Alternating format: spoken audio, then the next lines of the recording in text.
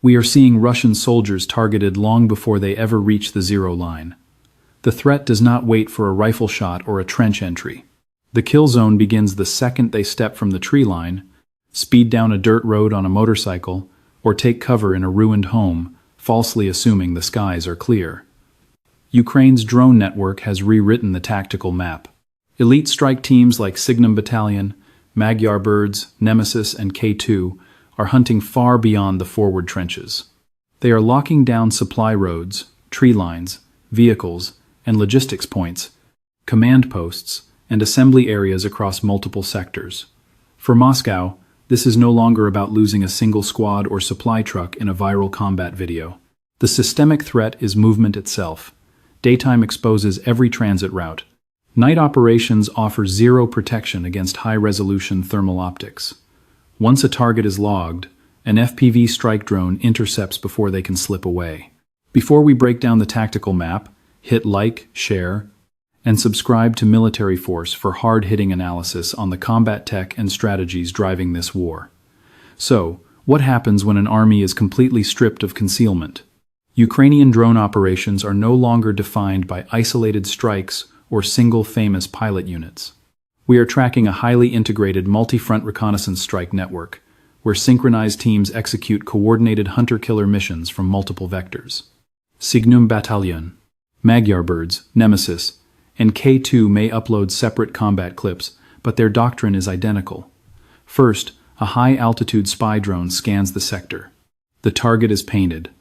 A kamikaze or heavy bomber drone launches. Post-strike, a battle damage assessment UAV hunts for survivors. This operational loop is critical. It transforms random frontline clips into a relentless war of attrition. It demonstrates a doctrine of speed, continuous pressure, and total battlefield transparency. Let us look closely at the Lyman front for the clearest case study. Signum Battalion dominates this dense sector, utilizing the cover of fragmented tree lines, shattered villages, and exposed secondary routes, where any tactical maneuver is perilous and instantly spotted. Combat reports confirm Signum pilots deployed specialized night FPV platforms to shatter a Russian assault near Lyman, neutralizing assault groups before they could breach Ukrainian main defense lines. The tactical reality is stark. Enemy infantry does not have to reach the trenches to be neutralized. Soldiers are tracked the moment they attempt to cross a clearing, exit a bunker, or rotate between firing positions. That briefest window of exposure instantly triggers a precision drone vector. The operational space is rapidly suffocating the advancing forces.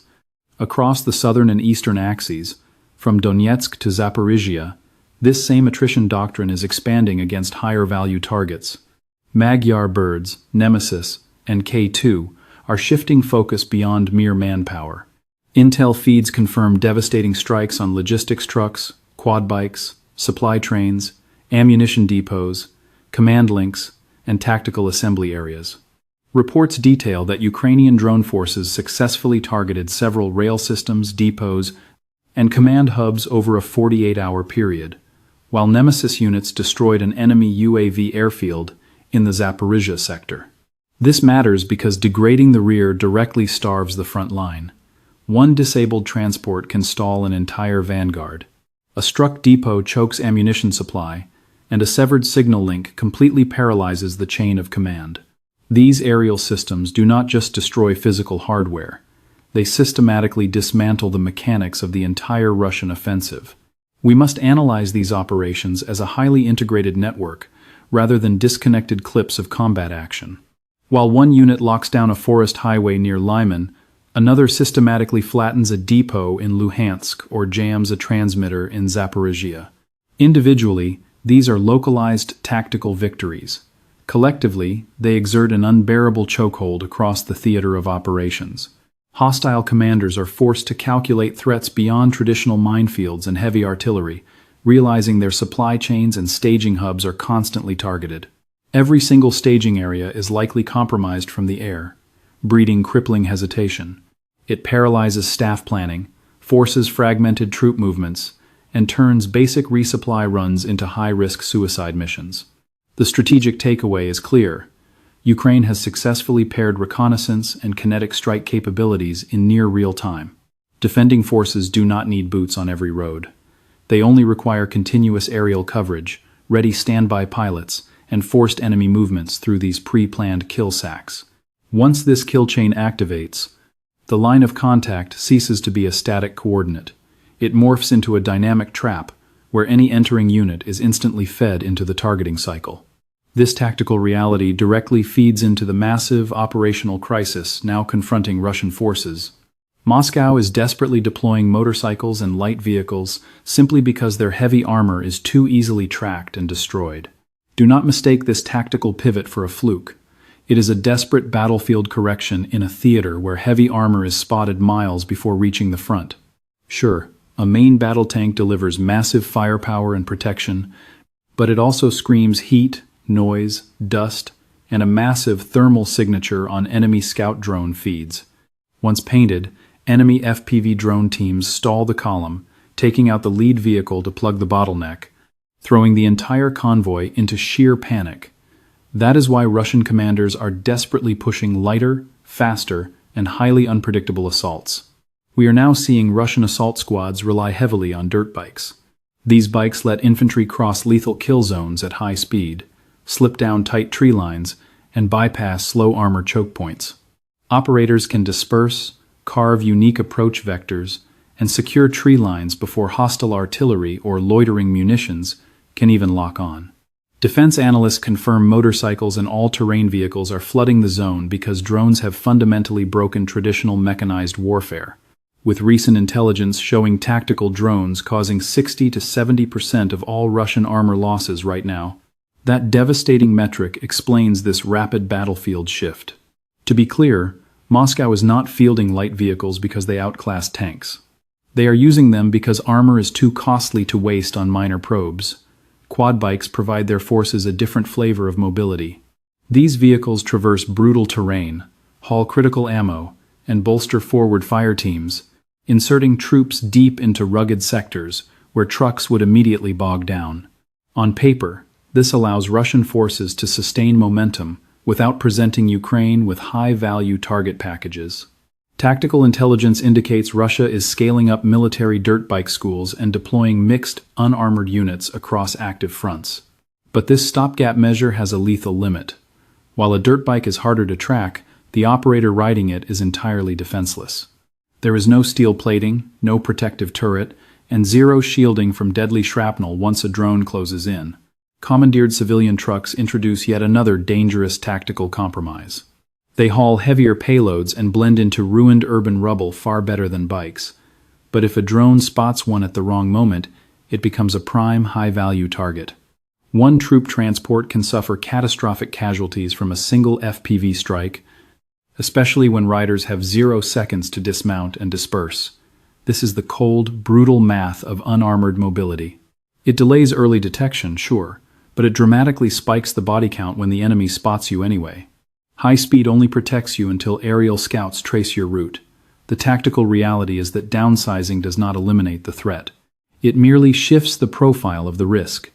Dirt bikes sprint through gaps, quad bikes tackle off road tracks, and trucks use bypass routes. But every single run still hinges on timing, masking, and sheer luck. The second Ukrainian recon teams track the movement, that speed advantage completely evaporates. The Kremlin is attempting to adapt to drone warfare by stripping down and speeding up, yet that very doctrine exposes more infantry to lethal shrapnel. Once exposed, the tactical equation pivots entirely to how fast Ukrainian forces can convert raw intelligence into a kinetic strike. Kyiv's kill chain is devastatingly short, linking aerial eyes directly to waiting, loitering munitions almost instantaneously. Russian commanders might argue that raw speed is the solution, but velocity is useless without element of surprise. The moment an enemy drone detects a squad crossing open fields, navigating tree lines, or staging near buildings, the clock begins ticking. Drone operators have no need to predict where these squads will be in an hour. They track the targets in real time, relaying direct coordinate feeds to active strike elements, keeping eyes on target until the kinetic drone is cleared for launch. This turns every frontline transit into a brutal race against reaction times. This tactical framework is straightforward, but the battlefield impact is devastating. High-altitude recon drones loiter far back, Scan through full supply routes, wood lines, ruined strongpoints, and suspected staging areas. The instant target motion is spotted. Coordinates flow to tactical centers to select the optimal munition. A kamikaze drone is launched, hugging the terrain to strike. Even after impact, the high-altitude observer remains on station. It conducts battle damage assessment, hunts survivors, and tracks secondary targets fleeing the blast zone. This feeds a lethal loop where a single visual contact triggers a strike, which in turn reveals more targets. Under these conditions, one tactical error triggers a chain reaction. Now, fiber optic drones are making this loop impossible to break. Standard FPV platforms rely on vulnerable radio frequencies, leaving both militaries utilizing massive electronic warfare systems to jam them, but fiber optic guidance bypasses this entirely. These assets unspool a micro-thin fiber optic cable, securing an unjammable control link and crystal-clear video feed directly back to the operator. Utilizing specialized fiber optic lines spanning 10 to 20 kilometers, this tech provides operators a rock-solid feed completely immune to traditional radio frequency jamming. For the pilot, that means uninterrupted visual tracking right up to the split second of impact, though this does not solve all of Kyiv's tactical challenges. The tether adds dead weight, restricts maneuverability, and risks snapping on dense tree lines or rugged battlefield terrain. Launching these systems demands extreme precision, as the delicate line must spool out flawlessly mid-flight without snapping. Yet, their operational value is massive. Where heavy electronic warfare is active, standard FPV drones drop offline long before they ever reach the target. A fiber optic asset drives straight through the worst electromagnetic interference the enemy can throw. This completely upends the safety of Russian forces relying on electronic shields or dense forest cover, or ruined urban environments to evade aerial strikes. The critical takeaway is that Ukraine is upgrading more than just the airframe. They are tightening the sensor-to-shooter loop. Reconnaissance assets locate the target, feeding raw coordinates instantly. Then, strike teams prosecute the attack, with fiber optic tethers guaranteeing the command link survives intense enemy jamming. Together, this forms a lethal, ultra-fast kill chain. For Russian troops, being spotted by a scout is no longer a warning. It is the opening phase of a lightning-fast sequence that terminates with an explosive payload on target. Once that strike loop becomes impossible to jam, Ukrainian commanders can transition from targeting individual frontline troops to systematically dismantling the rear logistics networks. That deep support infrastructure is now our primary focus. Operations have expanded far beyond interdicting Russian forces as they march toward the zero line. Strike packages are systematically targeting the soft underbelly of the Russian war machine positioned well behind the front. Ammo dumps, supply depots, drone bases, launching pads, and communications arrays, and tactical staging areas are critical for assembling hostile assaults. Smashing these nodes before troops move is essential. Assault units hit the line starved of ammunition, lacking air cover, and operating in total chaos. This is where precision tactical strikes trigger catastrophic cascading failures across the entire enemy theater. The recent strike by the K2 battalion on a Russian supply hub in Luhansk proves the point. These rear area nodes are far more than mere warehouses. They are high-value consolidation points where vital fuel, munitions, and combat spares are stockpiled before moving to the zero line. Neutralizing one of these depots sends a shockwave far beyond the initial fireball. Frontline batteries run out of artillery rounds, and mechanized units are left without crucial replacement parts. Trapped infantry units must freeze their advances due to supply starvation. In high-tempo combat operations, forced delays translate directly to defeat. The Nemesis unit has demonstrated how deep strike drone operations are systematically dissecting Russia's rear infrastructure. Confirmed deep strikes in Zaporizhzhia against drone warehouses and launch sites sent an unmistakable tactical warning. We are no longer just shooting down hostile aircraft. Our objective is to destroy these weapon systems where they are stored, prepped, and launched. Taking out a single storage depot deprives the enemy of frames, essential lithium batteries, and ground control stations. Crushing their launch sites forces enemy pilots to fall back, construct new staging sites, and operate under extreme vulnerability. This severely degrades their capacity to launch retaliatory airstrikes against us. Severing enemy communications is just as lethal as targeting their ammunition. Recent precision strikes against signal towers and comms nodes in Donetsk and Zaporizhzhia reveal our strategic intent: to completely fracture the enemy chain of command. In combat, speed of communication is survival. Gun lines require target adjustments, maneuver elements need routing, and forward drone operators must reach their spotters. Knocking out a comms node may not break the line immediately, but it causes rapid, paralyzing friction across the entire sector. Just minutes of radio silence can prove fatal when forces are maneuvering under our constant aerial surveillance. That is how a single destroyed receiver impacts infantry in trenches kilometers away. Meanwhile, the Magyar Birds unit is strangling enemy supply transit further back. Direct strikes on locomotives and rail lines are critical because those networks transport heavy armor and fuel directly into active combat zones. A locomotive does not need to reach the trenches to be highly critical. It is the vital link hauling heavy munitions, combat vehicles and fuel, or tactical engineering equipment. Severing that flow forces them to reroute, halt for repairs, or use highly inefficient truck convoys. This breeds massive logistical friction, and modern warfare ruthlessly punishes any side that fails to move quickly. This is the strategic reality of our drone campaign. We are no longer merely hunting whatever moves along the zero line. We are seeing a systematic strike campaign targeting the very infrastructure Russia relies on to maneuver, communicate, and sustain combat pressure. Frontline infantry are highly visible targets, but key supply depots and comms towers, drone warehouses, and tactical staging areas ultimately dictate whether hostile forces can advance. While the contact line is where Russian forces launch assaults, their logistics and communications dictate the lifespan of those operations. Ukrainian forces are systematically neutralizing both critical nodes, compounding Moscow's operational crisis. No longer is open terrain the sole kill zone for Russian troops on this battlefield. The brutal reality of these drone operations is that tactical cover is rapidly losing its value. A hostile combatant sprinting across open fields is an obvious target, but even crawling into dense brush or taking refuge in ruined structures offers no safety from thermal detection. This fundamentally rewrites traditional combat doctrine. In previous conflicts, taking cover behind a wall or beneath canopy guaranteed a high probability of survival. In Ukraine, that shelter is fleeting, as persistent aerial surveillance tracks the target long after they assume they are safe. This constant threat breeds psychological paralysis, a crisis that intensifies across highly fractured, complex terrain.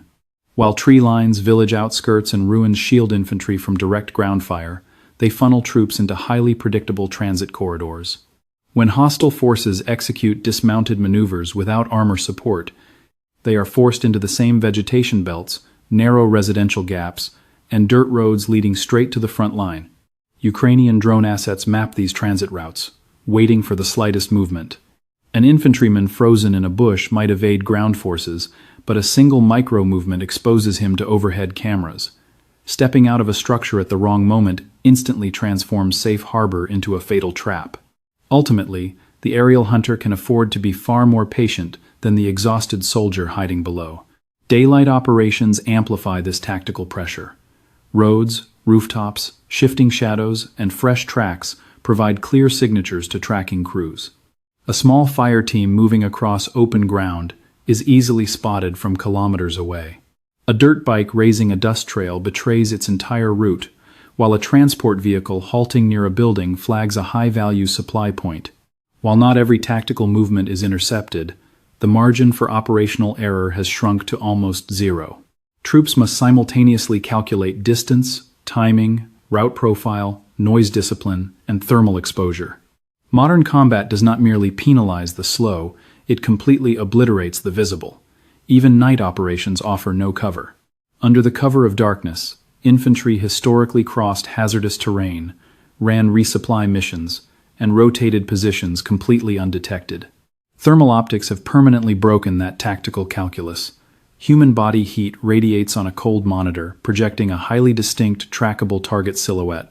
A soldier might think he is cloaked in total blackness, yet the drone pilot is tracking a glowing signature cutting through the dark.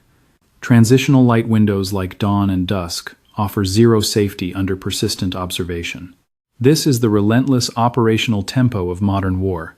The front line never truly sleeps anymore. The Ukrainian advantage stems from combining rapid response with continuous reconnaissance. Detection immediately triggers a tactical decision. That decision results in a launch, and the launch translates to kinetic impact before the enemy can reposition. Post-strike. The same overhead assets hunt for survivors, medical teams, or secondary target elements attempting to secure the site. Ukrainian forces do not need to physically hold every meter with combat infantry. It simply demands sufficient reconnaissance assets, drone pilots, and strike platforms to deny Russian forces safe passage anywhere. In this theater, battlefield dominance is no longer defined strictly by heavy armor, artillery, or static defensive lines. Control is seized by detecting first, engaging first, and giving hostile units absolutely no window to escape. This stark combat reality brings us directly to the strategic dilemma of this current operation. The drone campaign in Ukraine has evolved into a high-stakes race to dominate movement across the sector. The intense combat around Lyman, Donetsk, Zaporizhzhia, and Luhansk is far more than an array of viral strike footage. It represents a tectonic shift in tactical warfare. The side commanding superior situational awareness determines the outcome before the adversary ever reaches the main defensive belt. For Russian commanders, the threat is no longer isolated to losing a single assault bike, transport vehicle, or ammunition cache. The systemic crisis is that every forward maneuver incurs unsustainable attrition. Hostile infantry must advance under constant hostile eyes. Logistics lines must run a gauntlet of drone patrols, while critical communications arrays are hunted around the clock. Minor logistical bottlenecks can collapse an offensive before it gains momentum. Yet Moscow will adapt. Russian forces are constantly altering their tactical approach, dispersing troop concentrations, enhancing thermal concealment, deploying jamming systems, and utilizing fast, light mobility platforms to mitigate catastrophic losses. Yet Ukraine is countering swiftly, leveraging fast scout units, FPV strike teams, and advanced fiber optic drones, thermal surveillance, and a lethal focus on dismantling the logistical tail behind every hostile assault force. That is why the next phase of this campaign won't be decided by securing one village or landing a single dramatic strike. It comes down to which force can fuse drones, targeting data, operators, logistics, and command decisions into the fastest kill chain. On this lethal battlefield, a few seconds of exposure determines whether a unit survives or is completely wiped off the map. For more hard-hitting intelligence on the weapons, battles, and geopolitical shocks shaping this war, make sure to like, share, and subscribe to Military Force.